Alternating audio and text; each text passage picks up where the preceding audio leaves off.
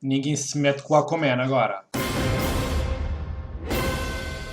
Bem-vindos ao Depois dos Créditos, meu nome é Daniel e esta é uma crítica sem spoilers de Aquaman. Bora lá, pessoal. O DCU nunca convenceu completamente.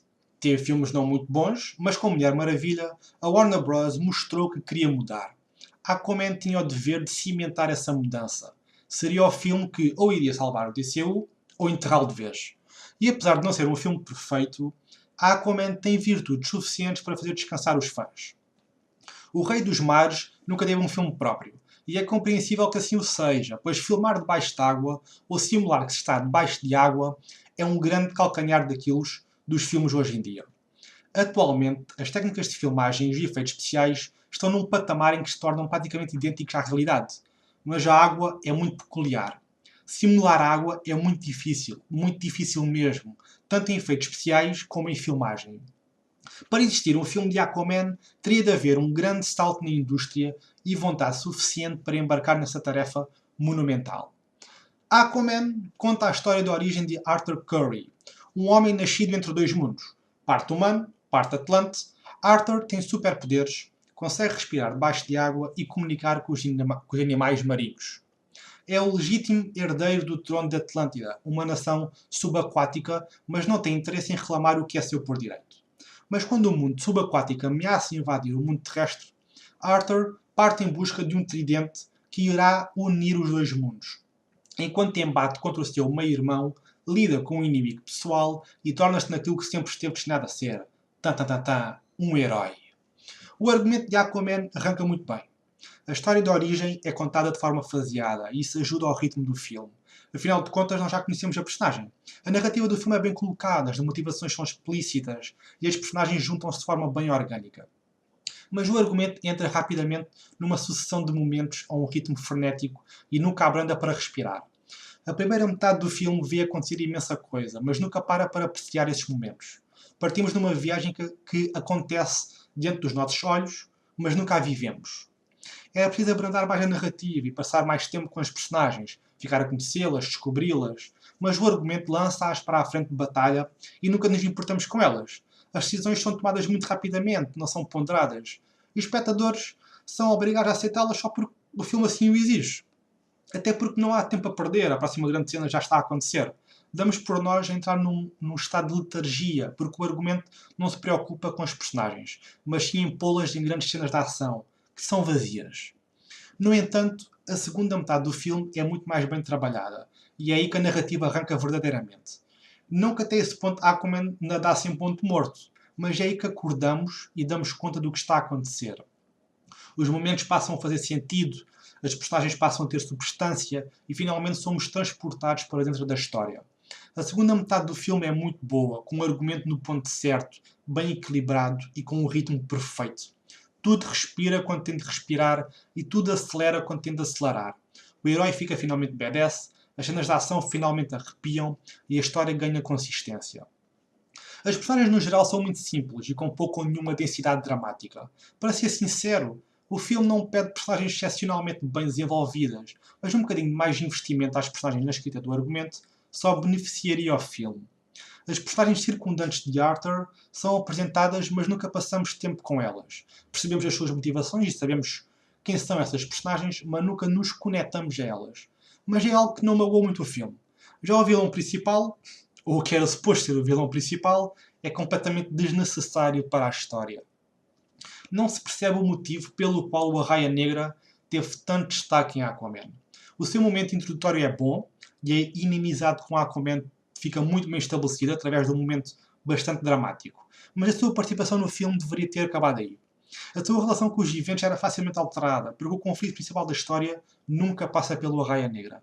E ele é um elemento tangencial à narrativa. O Arraia Negra foi relegado para um mero capanga que ninguém sabe o que anda ali a fazer.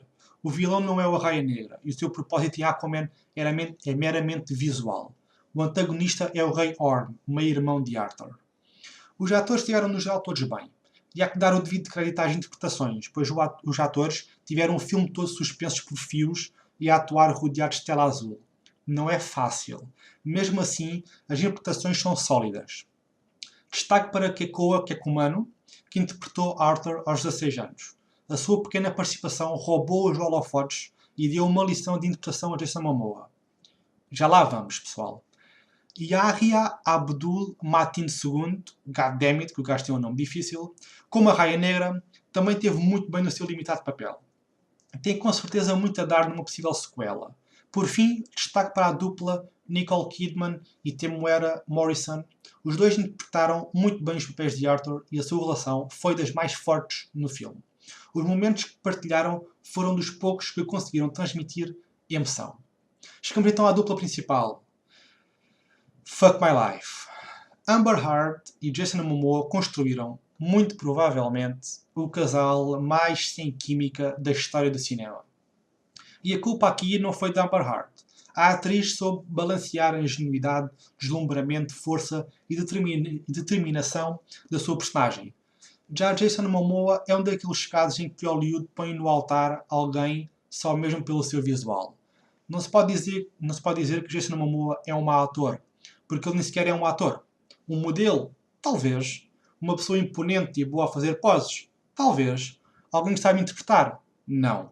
Sempre que Jason Momoa tentava fazer uma piada, o manto da vergonha alheia espalhava-se pela sala de cinema. Os momentos cómicos são ridículos, porque Amber Heard e Jason Momoa não têm qualquer tipo de química e porque o ator, e aqui ator é entre aspas, sempre que abria a boca era uma desgraça. E os momentos cómicos são muito deslocados e desnecessários. O filme não precisa deles.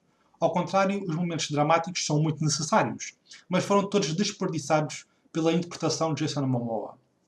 Momoa não sabe fazer mais do que uma expressão estática e lançar aqueles gritinhos inúteis. Foda-se, mas que raio é aquilo? As cenas dramáticas ficaram sem emoção, porque Momoa não sabe ficar surpreso, ou chorar, ou ficar alegre, ou zangado. Momoa tem uma cara de pedra. Tudo bem que Aquaman pode ter um argumento tremido, e Jason Momoa, mas é inegável que tem uma realização soberba. James Wan faz um trabalho magistral. As cenas subaquáticas estão muito bem executadas e nunca soam a falsas. As cenas de ação são magníficas, intensas e nunca nos perdemos. E há planos no filme que são lindíssimos. Wan aproveita o fundo do mar para jogar com a luz e a escuridão, com as sombras, e cria sequências e enquadramentos de cortar a respiração.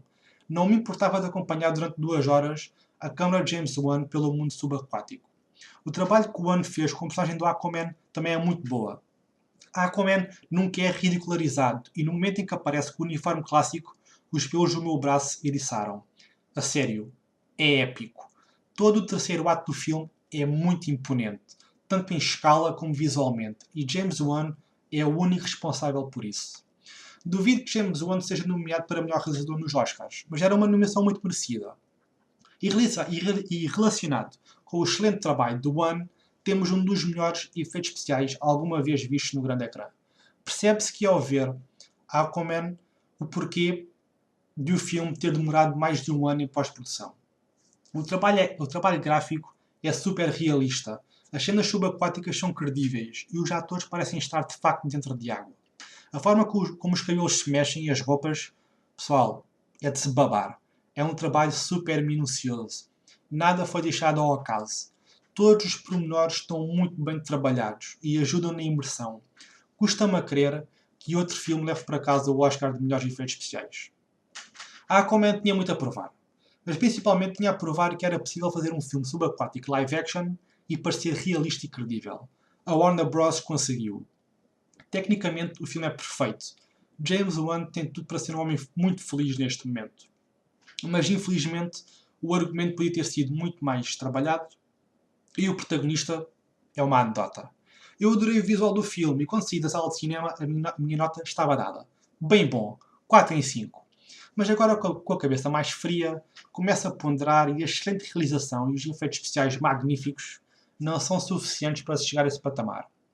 Mas nada disso invalida que Aquaman tenha sido uma aposta ganha e seja o caminho certo para os filmes da DC. Pessoal, a minha nota é um está quase lá, é um 3 em 5.